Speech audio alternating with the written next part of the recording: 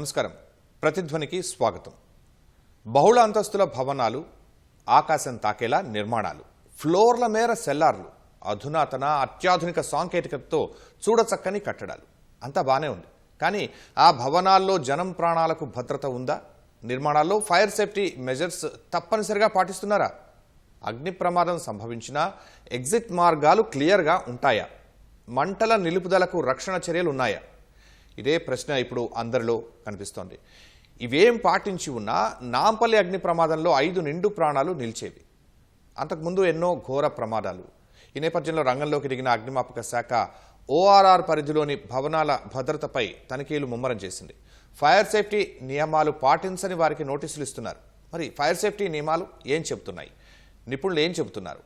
ఇదే అంశంపై నేటి ప్రతిధ్వని చర్చలో పాల్గొంటున్న వారు ప్రతాప్ రెడ్డి గారు, అగ్నిమాపక శాఖ విశ్రాంత అదనపు సంచాలకులు, వల్లూరి శ్రీనివాస్ గారు, జాతీయ అధ్యక్షుడు, fire safety and security association of India.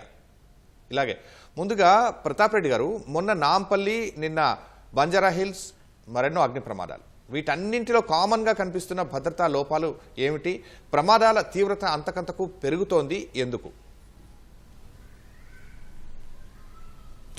నమస్కారం అండి. శ్రీనివాస్ గారు కూడా నా విషెస్. అది ప్రమాదాలు పెరగడం అంటే ఇప్పుడు జనరల్గా very compare with last 50 years అప్పుడు యాక్టివిటీ తక్కువ ఉండే, ఇప్పుడు యాక్టివిటీ పెరుగుతుంది, బిజినెస్ పెరుగుతుంది. యాక్టివిటీ పెరిగిన కొద్దీ ప్రమాదాలు పెరుగుతాయి. కాకపోతే వాటికి నివారణ చర్యలు ఏమిటి అన్నది మనము తీసుకోవాల్సిన పరిస్థితి ఉంది. ఇప్పుడు ఇంత క్రితం ఏముండే అంటే అసలు ఫైర్ యాక్సిడెంట్ అనేది జన్మలా జరగదన్న ఒక దృక్పథం పబ్లిక్లో ఉండే. ఇప్పుడు ఈ లాస్ట్ మనం 10 yearsకి వెళ్ళి చూస్తున్నాము, లాస్ట్ 1 year నుంచి చూస్తున్నాము.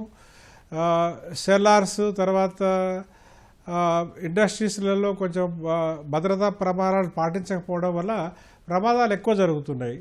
దానికి తగిన చర్యలు మనము తీసుకున్నట్టయితే డెఫినెట్గా వాటిని మనము తగ్గించిన వాళ్ళం అవుతాం. రైట్ అండి. శ్రీనివాస్ గారు, అగ్ని ప్రమాదాలు ఎంతో ఆస్తి, ప్రాణ నష్టాలని మిగులుస్తూ ఉన్నాయి. మరి ఎన్నో కుటుంబాలను రోడ్డును పడేస్తున్నాయి. దీనికి బాధ్యులు ఎవరు? ఫైర్ సేఫ్టీకి సంబంధించిన నియమాలు ఎలా ఉన్నాయి? నమస్కారం అండి. మొట్టమొదటిగా మనం ఫైర్ సేఫ్టీకి సంబంధించిన నియమాల గురించి చూద్దాం. బాధ్యులు ఎవరు అనే తర్వాత చూద్దాం.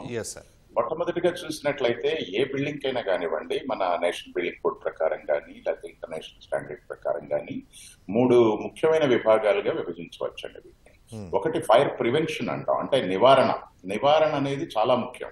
Prevention is better than cure అంటారు కదా, ఆ విధంగా నివారణ అనేది చాలా ముఖ్యం, ఫస్ట్ థింగ్. రెండోది మనకి లైఫ్ సేఫ్టీ అంటాం, అంటే ఒకవేళ ఏదైనా జరిగినట్లయితే మనకి కావలసినటువంటి సదుపాయాలు, అంటే స్టెయిర్ కేసెస్ కానీ, రెఫ్యూజ్ ఏరియాస్ కానీ, బయటికి వెళ్లే విధంగా ఎటువంటి అడ్డంకులు లేకుండా ఉండేటువంటి లైఫ్ సేఫ్టీ సిస్టమ్స్ ఉన్నాయా లేదా అన్నది.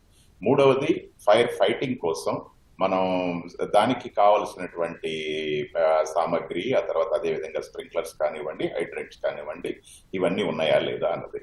మనకి నేషనల్ బిల్డింగ్ కోడ్ చూసినట్లయితే ఈ ఫైర్ ప్రివెన్షన్ గురించి, అలాగే ఫైర్ ఫైటింగ్ సిస్టమ్స్ గురించి, లైఫ్ సేఫ్టీ గురించి ప్రతి ఒక్క ఆక్యుపెన్సీ అంటే మనకి హోటల్స్ కానివ్వండి, హాస్పిటల్స్ కానివ్వండి, residential buildings, business buildings, assembly buildings, ఈ విధంగా డిఫరెంట్ ఆక్యుపెన్సీస్ కింద డివైడ్ చేసినప్పుడు ఒక్కొక్క ఆక్యుపెన్సీకి దాని హైట్ ని బట్టి, ఏరియాని బట్టి డిఫరెంట్ రిక్వైర్మెంట్స్ ని మనం పొందుపరచడం జరిగింది.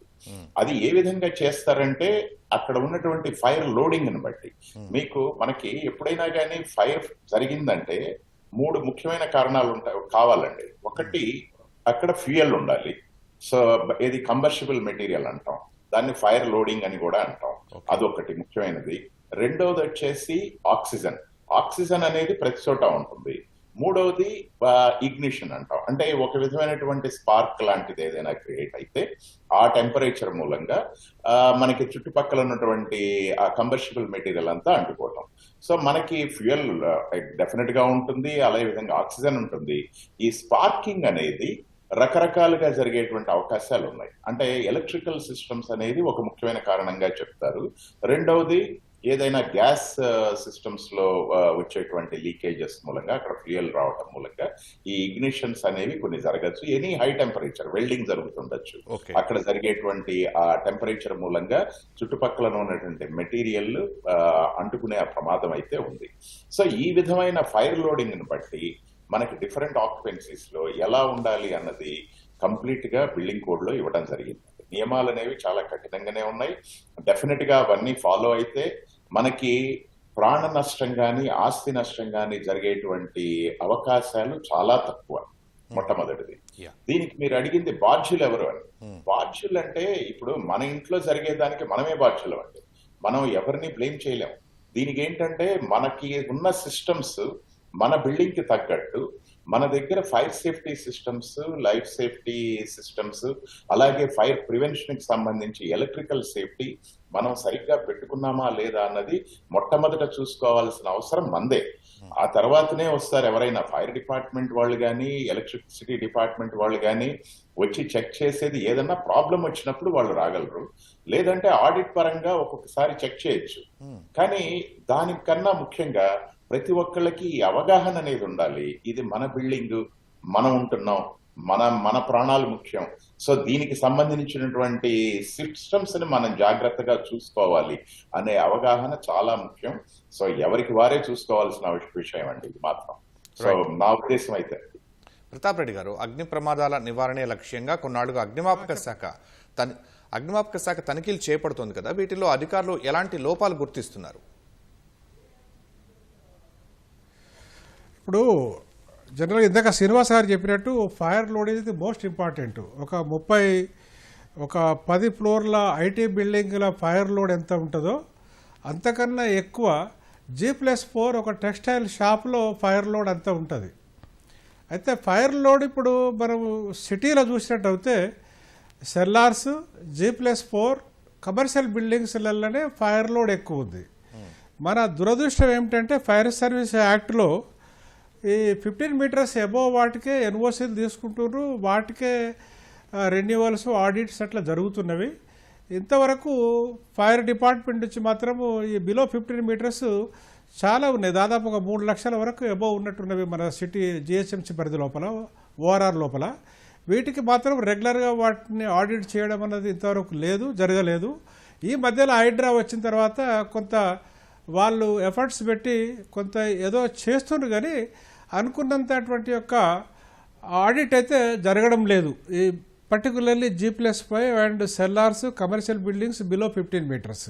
అసలు ఎన్ఓసి ఇందాక శ్రీనివాస్ గారు చెప్పినట్టు మనకు అసలు ఎన్ఓసి ఇచ్చేటప్పుడే చెక్ చేసి ఎక్కడ ఇస్తున్నారు? 15 మీటర్స్ లోపల లేదు. 15 మీటర్స్ లోపలే 15 మీటర్స్ లోపల ఎన్ఓసి లేనే లేదు ఈ కమర్షియల్ బిల్డింగ్స్కి. ఇప్పుడు కమర్షియల్ బిల్డింగ్స్ ఎన్నైతే ఉన్నాయో హైదరాబాద్ జిహెచ్ఎంసీ పరిధి లోపల, అది వెల్డింగ్ షాప్ కానివ్వండి, ఫర్నిచర్ షాప్ కానివ్వండి, ఇంకేదన్నా ఆఫీస్ కానివ్వండి, టెక్స్టైల్ షాప్స్ కానివ్వండి, వాటికి ఎక్కడ కూడా ఫైర్ ఎన్ఓసి వాళ్ళు తీసుకొని ట్రేడ్ నడుస్తున్నట్టు మాత్రం లేదు. ఏదన్నా ఉంటే 1-2 ఏదన్నా ఇన్సూరెన్స్ పాయింట్ ఆఫ్ వ్యూలా ఎవరన్నా వాళ్ళు ఇంట్రెస్టెడ్గా ఉండి హైడ్రాకు పోయి వాళ్ళు ఏదైనా పర్మిషన్ అడిగితే ఎన్ఓసి వాళ్ళు ఇస్తారు తప్ప, కానీ మీరు ఎక్కడ కూడా కమర్షియల్ బిల్డింగ్స్లలో ఫైర్ ఎన్ఓసి అనేది లేదు, వాటిలలో ఆడిట్ అనేది లేనే లేదు. ఇప్పుడు ఈ మధ్యలో ఈ లాస్ట్ ఇయర్ జరిగినటువంటి ఒక నాంపల్లి, గుల్జార్ హౌస్ వాటి మీద కొంచెము దృష్టి పెట్టి హైడ్రా వాళ్ళు మనకు కొంచెం ఎక్కువ ఫోకస్ చేసి వాళ్ళు చూస్తున్నారు, కానీ ఇంకా ఎక్కువ చేయాలి. ఇప్పుడు ఈ మధ్యలో మనకు 20th జనవరిలో ఒక గవర్నమెంట్ జియో ఇష్యూ చేసింది. ఆ జియోలో వెరీ క్లియర్ కట్గా ఉంది. అంటే ఇప్పుడు ఫైర్ డిపార్ట్మెంట్ ఆఫీసర్స్ వెళ్ళి ప్రతి బిల్డింగ్ చూడాలంటే ఈ 4 లక్షల బిల్డింగ్స్ వాళ్ళతోటి అయ్యే పని కాదు, వాళ్ళు చేయలేరు కూడా. ఎందుకంటే వాళ్ళ duty main fire fighting, training అట్లాంటిది తప్ప ఇప్పుడు ఈ 5 లక్షల బిల్డింగ్ చూడాలంటే వాళ్ళ స్టాఫ్ సరిపోదు. దానికి ఏం చేశారంటే ఇప్పుడు ఒక ఆడిటర్స్ను ఐడెంటిఫై చేయమని ఒక జియో ఇచ్చారు.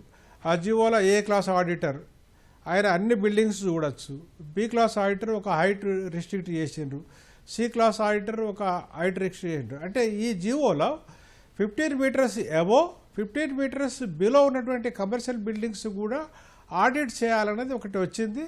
ఇప్పుడు ఈ మధ్యలో మన డీజీ ఫైర్ సర్వీస్ గారు కూడా ఒక సర్క్యులర్ ఇష్యూ చేశారు. 6th ఫిబ్రవరి నుంచి మళ్ళీ 6th మార్చ్ లోపల ఎవరైతే క్వాలిఫైడ్ ఉన్నారో ఆడిటర్స్ సంబంధించిన ఫైర్ సేఫ్టీ సర్టిఫికెట్స్ ఉన్నాయో వాళ్ళు అప్లై చేసుకోమని చెప్పినారు. ఇది తూచా తప్పకుండా మనము దాన్ని అమలు చేసినట్టయితే కొంతవరకు మనము దాన్ని నివారించగలుగుతాం. రెండో విషయం ఏంటంటే, సరే ఇప్పుడు ఆడిటర్స్, ఫైర్ సర్వీసు, ఎక్విప్మెంటు ఇవంతా సెపరేట్ థింగ్.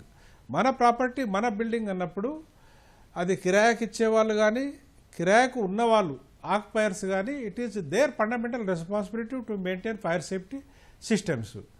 ఇప్పుడు మనకు G+4 అండ్ ఈ 15 మీటర్స్ బిలోనే మనం ఒకవేళ డిస్కషన్ చేసినట్టు అయితే సెల్లార్లో స్ప్రింక్లర్ ఉండాలి, తర్వాత ప్రతి ఫ్లోర్లో ఓసరీలు ఉండాలి, కొన్ని ఆక్యుపెన్సీలలో మనకు స్ప్రింక్లర్స్ ఉండాలి, ఒక టెర్రస్ ట్యాంక్ ఉండాలి, అక్కడ బూస్టర్ పంప్ ఉండాలి, తర్వాత auto suppression system DCP borders ఉండాలి.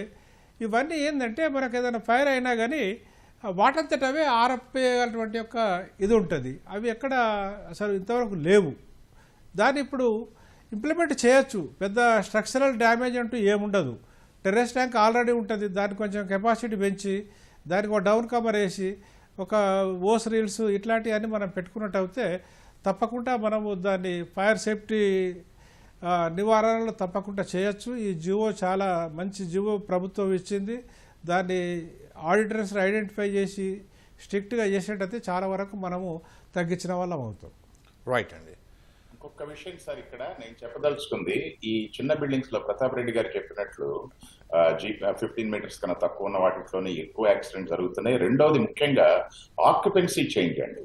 అదేదో రెసిడెన్షియల్ బిల్డింగ్ లో మళ్ళీ ఆఫీసులు పెట్టడమో, లేకపోతే హాస్పిటల్స్ పెట్టడమో, లేకపోతే వాటిని రెస్టారెంట్స్ కింద మార్చడమో చేసినప్పుడు వాటికి సంబంధించినటువంటి ఫైర్ సేఫ్టీ సిస్టమ్స్ కానీ దానికి సంబంధించిన ప్రొటెక్షన్స్ కానీ తీసుకోకపోవటం మూలంగా జరుగుతున్నటువంటి ఇన్సిడెంట్స్ చాలా ఎక్కువగా కనపడుతున్నాయి.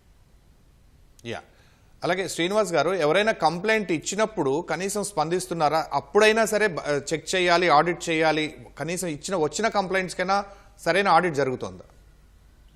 అంటే కంప్లైంట్స్ ఫస్ట్ ఎవరు ఇస్తారనండి? కంప్లైంట్స్ ఎవరు ఇవ్వరు కదా. అంటే ఒకసారి యాక్సిడెంట్ అయితేనే ఇష్యూస్ బయటకు వస్తున్నాయి. అక్కడ దానికి అసలు లైసెన్సే లేదన్న విషయం బయటకు వస్తుంది. అంతవరకు కూడా ఎవరు ఆ బిల్డింగ్ కి ఫైర్ సేఫ్టీ సర్టిఫికేట్ ఉందా లేదా అన్నది ఎవరికి తెలియదు. సర్టిఫికేట్ కాదు సార్, అసలు కనీసం భద్రతా ప్రమాణాలు లేని భవనాలు ఎన్నో కనిపిస్తున్నాయి. ఎన్నో కొత్త కట్టడాలు కానీ పాత కట్టడాలు కానీ మనం చూస్తే చాలా చోట్ల కనిపించినప్పుడు ఎవరైనా బాధ్యత గల పౌరుడు కానీ గమనించి కంప్లైంట్ ఇచ్చినప్పుడు కానీ ఏదైనా ఇబ్బంది కలిగినప్పుడు కానీ చిన్న చిన్న ప్రమాదాలు జరిగినప్పుడు కానీ వచ్చిన కంప్లైంట్ ని సరైన అడ్రస్ చేస్తున్నారా? ఆడిట్ జరుగుతుందా? అది లేదండి. నాకు తెలిసి అయితే మాత్రం అలా జరుగుతున్నటువంటి కంప్లైంట్స్ కూడా చాలా తక్కువే నాకు తెలిసి. అదే విధంగా వాటి మీద ఏ విధమైన చర్యలు తీసుకుంటున్నారన్నదైతే మరి నిజంగా నాకైతే తెలీదు. బట్ వాటికి సంబంధించి ఫైర్ సేఫ్టీ ఆడిట్ కి అడగటం కానీ, లేకపోతే చేయించడం కానీ, దాని మీద సర్టిఫికేట్ సబ్మిట్ చేయమని అడగటం కానీ ఇలాంటివి అయితే ఎక్కడ నాకైతే తగలేదు ఇంతవరకు. ఇప్పుడు మొత్తంగా చూస్తే మనం భద్రతా నియమాలు ఉన్నా, చట్టపరంగా చర్యలు తీసుకుంటున్నా, అవగాహన కార్యక్రమాలు చేపడుతున్నా కూడా అగ్ని ప్రమాదాలు అంతకంతకు పెరుగుతున్నాయి తప్పితే తగ్గడం లేదు. ఎందుకు సార్ ఇది పెరుగుతున్నాయి అంటే ముఖ్యంగా ఇందాక ప్రతాప్ రెడ్డి గారు చెప్పారు, ఇంతకు ముందుతో కంపేర్ చేస్తే ఇప్పుడు బిజినెస్ చాలా పెరిగింది, చాలా డిఫరెంట్ టైప్ ఆఫ్ బిల్డింగ్స్ వస్తున్నాయి, రిక్వైర్మెంట్స్ కూడా పెరిగాయి. సో దానికి తోడు రియల్ ఎస్టేట్ ప్రైసెస్ పెరిగిన తర్వాత ఆ ఉన్న స్పేస్ లోనే ఎక్కువ మందిని కూర్చోబెట్టడం ఆఫీస్ బిల్డింగ్స్ అయితే, అదే విధంగా మన మాల్ అండ్ మల్టీప్లెక్సెస్ లో కొంచెం ఫైర్ లోడింగ్ చాలా ఎక్కువ ఉండటం, రెస్టారెంట్స్ లో కూడా చాలా ఎక్కువ మంది ఉండటం, అక్కడ గ్యాస్ సిలిండర్స్ అవి వాటి మీద సరైనటువంటి అవగాహన లేకపోవటం, వీటి మూలంగానే చాలా ఎక్కువ ప్రమాదాలు జరుగుతున్నాయండి. వీటన్నిటికీ కూడా ముఖ్యమైనది ఇందాక మాట్లాడుకున్నట్టు మనకి ఫైర్ లోడింగ్ ప్రతి చోట ఉంటుంది, ఆక్సిజన్ ప్రతి చోట ఉంటుంది. ఈ ఇగ్నిషన్ అనేది ఎలక్ట్రికల్ సిస్టమ్స్ మూలంగా చాలా జరిగే అవకాశం ఉందండి. మనకి అబ్రాడ్ లో జనరల్ గా NFPA national fire protection association వాళ్ళు చెప్పింది అయితే 1/3 ఆఫ్ ది ఇన్సిడెంట్స్, ఒక 33% ఎలక్ట్రికల్ అయితే మిగిలిన 33% నెగ్లిజెన్స్ అని, 33% మనకి అంటే కావాలని ఏదో చేసిన విధంగా జరిగిన ఇష్యూస్ అని చెప్తారు. కానీ మనకి ఇండియాలో చూసినట్టయితే ఆల్మోస్ట్ 60% ఇన్సిడెంట్స్ అన్ని కూడా ఎలక్ట్రికల్ రిలేటెడ్ ఇష్యూస్ మూలంగానే జరుగుతున్నాయండి. అక్కడ ఏంటంటే ఈ 5 floors బిల్డింగ్స్ వరకు కూడా ఇన్స్పెక్షన్ అనేది లేదండి. ఇందాక మన ప్రతాప్ రెడ్డి గారు చెప్పారు ఫైర్ సేఫ్టీ గురించి మోర్ దాన్ 15 meters బిల్డింగ్స్ కి మన ఫైర్ డిపార్ట్మెంట్ వాళ్ళు అప్రూవల్ ఇస్తున్నారు. లెస్ దాన్ 15 meters కి ఇప్పుడు హైడ్రా వాళ్ళు చాలా చర్యలు తీసుకుంటున్నారు, no doubt in that. But ఎలక్ట్రిసిటీకి వచ్చేసరికి అక్కడ మోర్ దాన్ 15 meters లేకుంటే 15 kV అండ్ అబౌవ్ అంటే హైయర్ వోల్టేజ్ ఉన్న ప్రాజెక్ట్స్ వరకు మాత్రమే ఎలక్ట్రికల్ ఇన్స్పెక్టర్ వాళ్ళ పరిధిలోకి వస్తున్నాయి. సో దాంతో ఏమవుతుందంటే ఈ గ్రౌండ్ +4 బిల్డింగ్స్ అనేవి లైసెన్స్డ్ ఎలక్ట్రికల్ కాంట్రాక్టర్ చేసి తను సర్టిఫై చేసిన దాని మీదే వెళ్ళాలి ఇవన్నీ. కానీ మనకి లైసెన్స్డ్ ఎలక్ట్రికల్ కాంట్రాక్టర్స్ అన్నది చాలా తక్కువ మంది. మనకి అసలు ఏ విధమైనటువంటి ఎక్స్పీరియన్స్ లేని వాళ్ళు కూడా ఎలక్ట్రికల్ సిస్టమ్స్ చేయడం జరుగుతుంది. దీనికన్నా మనం నివారించలేకపోతే తప్పకుండా దీన్ని ఆపడం అనేది చాలా కష్టం అండి. ఈ ఎలక్ట్రిసిటీ సిస్టమ్స్ ని మాత్రం అది లెస్ దెన్ 15 meters బిల్డింగ్స్ కి ఈ రోజున ఎటువంటి ఇన్స్పెక్షన్ జరిగే అవకాశం లేదు దానికి. ఎందుకంటే మన Indian electricity safety guide lines ప్రకారం లెస్ దెన్ 15 meters బిల్డింగ్స్ కి లైసెన్స్డ్ ఎలక్ట్రీషియనే రెస్పాన్సిబుల్. లైసెన్స్డ్ ఎలక్ట్రీషియన్స్ ఎక్కడున్నారండి ఇంతమంది ఇన్ని బిల్డింగ్స్ చేయడానికి? మనకి జస్ట్ కాండ్యూట్స్ వేసే వాళ్ళు వైరింగ్ మొత్తం చేస్తున్నారు. వాళ్ళు ఏ విధంగా ఒక్కొక్క కాండ్యూట్ లో 50% ఫ్రీ స్పేస్ ఉండాలి కోడ్స్ ప్రకారం. కానీ ఈ లెస్ దెన్ 15 meters బిల్డింగ్స్ అన్ని కూడా ఎవరు కన్సల్టెంట్స్ కూడా చాలా తక్కువగా ఉంటారు. ఎలక్ట్రీషియన్స్ వాళ్లే డిజైన్ చేసి వాళ్లే ఎగ్జిక్యూట్ చేయడం జరుగుతుంది. వీటి మీద గన మనకి కరెక్ట్ గా సిస్టమ్స్ ఆడిట్స్ జరగకుంటే ఇది డెఫినెట్ గా ఎలక్ట్రికల్ ఇన్సిడెంట్స్ ఇక్కడ ఎక్కువ జరిగే అవకాశాలు అయితే చాలా ఉన్నాయి. మళ్ళీ అవుతుంది సార్. ప్రతాప్ రెడ్డి గారు, 50% గృహాల్లో ఫైర్ సేఫ్టీ ఆడిట్ చేస్తున్నప్పటికీ మిగతా 50% దీన్ని పట్టించుకోవడం లేదు. అసలు ఫైర్ సేఫ్టీ ఆడిట్ అంటే ఏంటి? ఆడిట్ నివేదికలు పారదర్శకంగా ఉంటున్నాయా? ఫైర్ సేఫ్టీ ఆడిట్ అంటే ఇప్పుడు మనకు ఏదైతే నేషనల్ బిల్డింగ్ కోడ్ కానీ లేకపోతే అమెరికన్ నేషనల్ NFPA స్టాండర్డ్స్ ప్రకారంగా కానీ ఏదైతే ఫైర్ ఎక్విప్మెంట్ అక్కడ అమర్చినరో ఆ ఎక్విప్మెంట్ పని చేస్తుందా లేదా అంటే, ఫర్ ఎగ్జాంపుల్ ఇప్పుడు ఫైర్ పంప్స్ ఉంటవి, వాటర్ కెపాసిటీ ఉంటుంది, స్ప్రింక్లర్స్ ఉంటవి, డిటెక్టర్స్ ఉంటవి, మాన్యువల్ కాల్ పాయింట్స్ ఉంటవి, తర్వాత ఎక్స్టర్నల్ హైడ్రెంట్స్ ఉంటవి. వీటన్నిటిని ర్యాండమ్గా చెక్ చేసి అవి పని చేస్తున్నట్టయితే పని చేస్తున్నవి, ఒకవేళ ఏదైనా ప్రాబ్లం ఉన్నట్టయితే పని చేస్తలేదు అన్నది ఒక రిపోర్టు తయారు చేసి ఇచ్చేదే ఆడిట్ అంటారు. ఒకవేళ ఏదైనా ఒకటి పని చేయకపోతే దానికి ఒక 15 days 1 month టైం తీసుకొని వాళ్ళు ఒకవేళ ఆక్యుపైర్ అయినట్టయితే మేము మళ్ళీ అది రిపేర్ లేకపోతే రిప్లేస్మెంట్ అయినాక మళ్ళీ ఇంటిమేషన్ ఇస్తే మళ్ళీ వెళ్ళి auditor in continuation of this so ఈ ఎక్విప్మెంట్ రిపేర్ అయింది, రిప్లేస్ అయింది, బాగా పనిచేస్తుంది అన్నది ఇచ్చేటటువంటిది ఒక ఆడిట్ సర్టిఫికెట్. అది ఆడిట్ సర్టిఫికెట్ ఇప్పుడు సాధ్యమైనంత వరకు ఇప్పుడు IT companies 100% they are maintaining audit కానీ ఎక్విప్మెంట్ కానీ ఇది కానీ. ఇక కొంచెం మనము ఈ రెసిడెన్షియల్ బిల్డింగ్స్ వైపు అపార్ట్మెంట్స్ వైపు వచ్చినట్టయితే వాళ్ళకు అవగాహన లేక, తర్వాత వాళ్ళ సొసైటీ ఎలక్షన్స్ ఉంటాయి ఎవ్రీ 2 years, ఆ సెక్రటరీ తర్వాత ప్రెసిడెంట్లో మారిపోవడము, ఈ లోపల అవి వాడకపోతే ఏ ఎక్విప్మెంట్ అయినా కొంత రస్ట్ పట్టే అవకాశం ఉంటుంది. ఓకే, ఆ ఫైర్ పంపులు ఉన్నాయనుకోండి, యాజ్ పర్ స్టాండర్డ్ మనం వీక్లీ ఒక్కసారి 10 minutes అవి స్టార్ట్ ఆపరేట్ చేసి పెట్టాలి. అవి ఒకవేళ 1 year వరకు వాటిని ఆపరేట్ చేయకపోతే మనకు ఎమర్జెన్సీలో అవి స్టక్ అయిపోతుంది. Okay sir. అట్లే హైడ్రెంట్స్ కూడా ఎవ్రీ 6 monthsకు ఒక్కొక్క హైడ్రెంట్ ఒక 5 to 6 minutes వాటి ఆపరేట్ చేసి నీళ్ళు పాస్ ఆన్ చేయాలి. దానిలో వాచర్స్ కానీ ఇది కానీ తర్వాత లగ్ కానీ స్ప్రింగ్స్ కానీ ఉన్నాయా లేవా, ఉన్నట్టయితే లీక్ ఉంటే తెలుసుకుంటుంది. సో ఇట్లాంటి చేయక ఏమవుతుందంటే అక్కడ కొంత ఆడ నెగ్లిజెంట్ వస్తుంది. వాళ్ళు సరిగా వాళ్ళు టైమ్లీ చేయలేకపోతుండ్రు. మిగతా ఐటీ కంపెనీస్లో చాలా వరకు చేస్తుండ్రు. ఇక కమర్షియల్ కాంప్లెక్స్ వైపు కూడా వస్తే కూడా వాళ్ళు కూడా ఇదే నెగ్లెక్ట్ చేయడం జరుగుతుంది. రైట్ అండి, మళ్ళీ వద్దాం. శ్రీనివాస్ గారు, ఆడిట్ అంటే అది ఉన్న ఎక్విప్మెంట్ పనిచేస్తుందా లేదా. రైట్. శ్రీనివాస్ గారు, ఎత్తైన భవనాల నిర్మాణాల పరిమితులకు నేషనల్ బిల్డింగ్ కోడ్ ఎన్బీసీ ఏమైనా పరిమితులు విధించిందా? ఎన్బీసీ నిబంధనల ప్రకారం ఎలక్ట్రిక్ సేఫ్టీపై థర్డ్ పార్టీ ఆడిట్ ఎలా ఉంటుంది? సార్, ఇక్కడ పరిమితులు అంటే ఎత్తైన భవనాలకి కొన్ని టైప్ ఆఫ్ ఆక్యుపెన్సీస్ అండి. ఇప్పుడు మనం స్కూల్స్ చూసినట్టయితే స్కూల్స్, హాస్పిటల్స్ వాటిని 45 మీటర్స్ హైట్ వరకు రిస్ట్రిక్ట్ చేయడం జరిగింది. అలాగే మిగిలిన బిల్డింగ్స్ ఏవి కూడా అంటే అసెంబ్లీ బిల్డింగ్స్ అంటే మనకి ఈ మాల్స్, మల్టీప్లెక్స్ అనేది 30 మీటర్ల లోపల ఉండాలని, అసెంబ్లీ బిల్డింగ్స్ 45 మీటర్స్ దాటకూడదని, ఇట్లాంటి పరిమితులు ఈ టైప్ ఆఫ్ బిల్డింగ్స్ వరకు. ఎక్కడెక్కడైతే మనకి ఫైర్ లోడింగ్ ఎక్కువ ఉంటుందో, అలాగే ఎవాక్యుయేషన్ అనేది చాలా కష్టం అవుతుందో, అంటే హాస్పిటల్స్ కానివ్వండి, స్కూల్స్ కానివ్వండి, స్కూల్స్ లో కూడా చిన్నపిల్లలు ఉంటారు.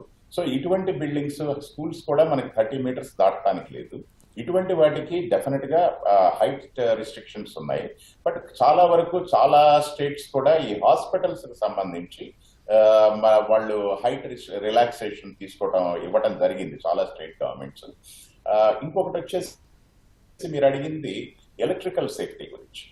ఎలక్ట్రికల్ సేఫ్టీ గురించి చూసినట్టయితే మనకి central electricity authority safety guide lines ప్రకారం మోర్ దాన్ 15 మీటర్స్ హైట్ ఉన్న బిల్డింగ్స్, హెచ్టీ ఇన్స్టాలేషన్స్ వరకే చీఫ్ ఎలక్ట్రికల్ ఇన్స్పెక్టర్ జనరల్ అంటే సిఐజీ గారు అంటాం, వారి పరిధిలోకి వస్తుంది. ఆ మిగిలిన బిల్డింగ్స్ ఏవి రావు. అదే విధంగా మనకి సేఫ్టీ గైడ్ లైన్స్ లో చార్టర్డ్ ఎలక్ట్రికల్ సేఫ్టీ ఇంజనీర్, ఎందుకంటే మనకున్న మ్యాన్ పవర్ చాలా తక్కువ అండి డిపార్ట్మెంట్స్ లో. అది ఫైర్ డిపార్ట్మెంట్ కానివ్వండి, ఎలక్ట్రిసిటీ డిపార్ట్మెంట్ కానివ్వండి. ఇది కంపల్సరీగా వాళ్ళు ఐడెంటిఫై చేయాలి చార్టర్డ్ ఎలక్ట్రికల్ సేఫ్టీ ఇంజనీర్స్ ని. అన్ఫార్చునేట్లీ మన తెలంగాణ స్టేట్ లో ఇంకా అది ఇంప్లిమెంట్ అవ్వలేదు. ఆ విధంగా థర్డ్ పార్టీ ఆడిటర్స్ ని ఇంప్లిమెంట్ చేయగలిగితే, ఇప్పటిదాకా అటువంటి ప్రొవిజన్ లేదు మనకి.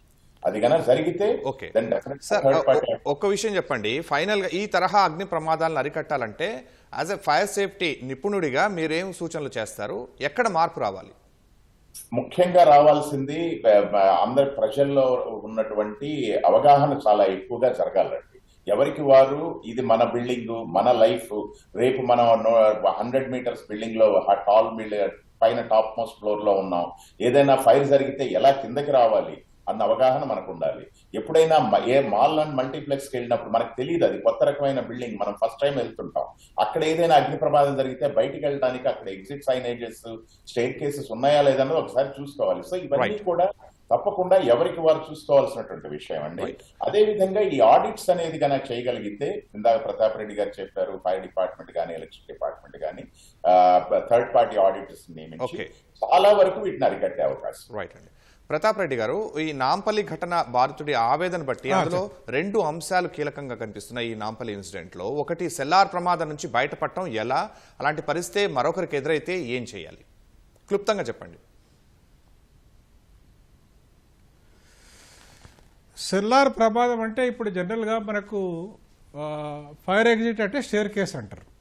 స్టేర్ కేసెస్ 2 మినిమం ఉండాలి, 1.5 మీటర్స్ తోటి ఉండాలి. అక్కడ లేక ఈ ఇబ్బంది వచ్చింది. నెంబర్ 2, సపోజ్ ఏదైనా ఫైర్ ఏదైనా జరిగినట్టు అయితే దాంట్లో స్ప్రింక్లర్ సిస్టమ్ ఉండే ఫైర్ స్ప్రింక్లర్ అంటే ఏంటిది? ఇప్పుడు ఒక మనిషి అయితే ఒక ఎక్స్టింగ్విషర్ పట్టుకపోయి ప్రమాదాన్ని ఆర్పుతారు. స్ప్రింక్లర్ ఏంది? కింద ఫైర్ కాగానే అది 68 డిగ్రీ సెంటిగ్రేడ్ తీసుకొని అదే నీళ్లు దాని మీద ఎదురుతుంది. ఆటోమేటిక్ ఆటో సప్రెషన్ సిస్టమ్ అంటారు స్ప్రింక్లర్. అంటే ఇప్పుడు అక్కడ చూస్తే ఇమీడియట్ గా మనం సాయం చేయలేని పరిస్థితి కనిపించింది కదా. అట్లాగే అగ్ని ప్రమాద సమయంలో అందులో చిక్కున్నవారు, ఒకసారిగా చిక్కుకుపోయాం బయటపడాలి అని అనుకుంటున్న వారు ఎలా బయటపడాలి? అవగాహన కల్పించే మాక్ డ్రిల్స్ అందరికీ చేరుతున్నాయా? లేదు, ఇప్పుడు మాక్ డ్రిల్స్ అన్నది ఓన్లీ మల్టీ స్టోరీ బిల్డింగ్స్ చేస్తుండ్రు. ఈ బిలో 15 మీటర్స్ అయితే ఎక్కడ చేసినట్టయితే మనకు రికార్డ్ అనిపిస్తలేదు. కానీ మాక్ డ్రిల్స్ చేయాలి.